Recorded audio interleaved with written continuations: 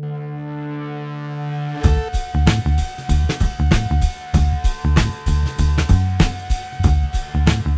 and welcome to this episode of 2 Minute Tuesday, where each week we bring you a different tech tip so that you can get back to doing what's important. Normally we focus on something for teachers, but this week we've gotten a ton of questions about how students log into Aeries. Now, just to let you know, when you're set up with an Aeries account originally as a 9th grader or whenever you enter school, you're given this big long password that's sent to your school email address, but to be quite honest, nobody's ever going to remember it. So what we always do, or what I always recommend, is that we reset that password to match your student network password, which is a password you use to log on to either the Wi-Fi or any school computer. So I'm going to walk you through that process now.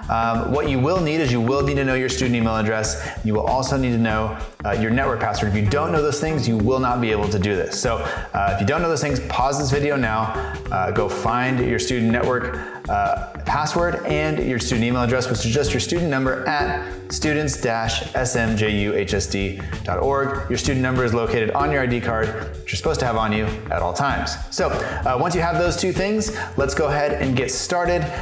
The first thing we're going to do is we're going to go to the Santa Maria High School website. So let's do that now. Once you're on the Santa Maria High School website, if you scroll down underneath the big Sammy here, you'll see that we have some links here for you. This is designed to make it easier. Notice there's an Aeries for staff and an Aeries for parents and students. We're going to open up this Aeries for parents and students. We'll open it up into a new tab. You're also going to need to log into your Office 365, which if you look up here, I've already logged in as the student that I'm going to be doing this for. So log in and get into your email into Outlook online, and so we'll do that. So let's go to Aeries. It asked me to put in my email, but if we don't know the password, so we're just going to go straight to forgot password. It's going to ask us to include or put in the email address that we want to use.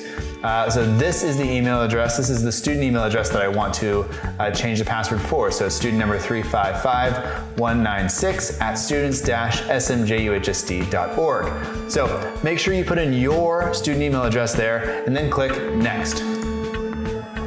Now, we don't have to worry about this email verification. You have to worry about the email address and code because it's going to send us an email, and if we click the link inside the email, it will fill that in for us automatically. So once you're inside your Office 365, you need to click on Outlook. All right, once you're into Outlook, it'll look something like this. You'll actually be able to read this because I'm going to block this out on the video because it's not polite to show people's emails. So what you're going to do is you're going to click on this email from Aeries. It says reset account password. Click that. Find the click here button. Click on that link and boom, this stuff is filled in for us. Hit next. Now it's going to ask us to enter the new password.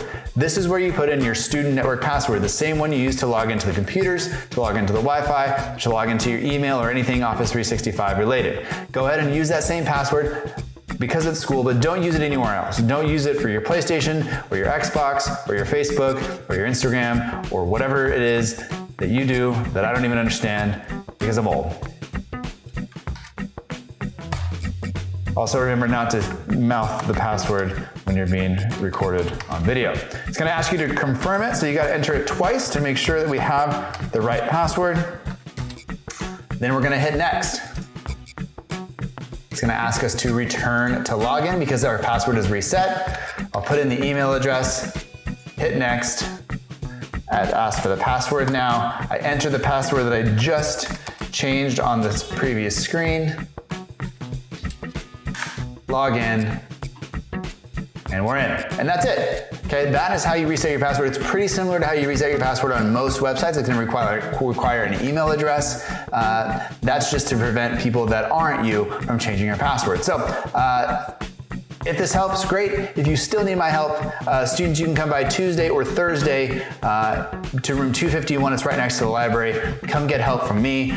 Teachers, of course, if you're watching this, you can schedule me to come into your class whenever you need. Just use the link in my email and schedule some time, okay? So thank you very much. I hope this has been helpful, and I will talk to you next time.